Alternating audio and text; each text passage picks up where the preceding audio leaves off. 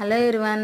Summer వస్తే ఎక్కడ చూసినా ఈ మల్లెపూలు, మామిడికాయలే కనిపిస్తూ ఉంటాయి కదా!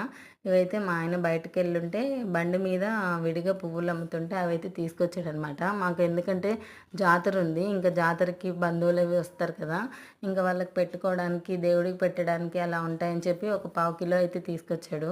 ఇవైతే నేను మాలలు కట్టి బాక్స్‌లో పెట్టి ఉంచేశాను. ఇంకా నెక్స్ట్ డేకి అలాగే ఉండిపోతాయని చెప్పి. ఈ లోపలే బయట వర్షం అయితే పడిందనమాట.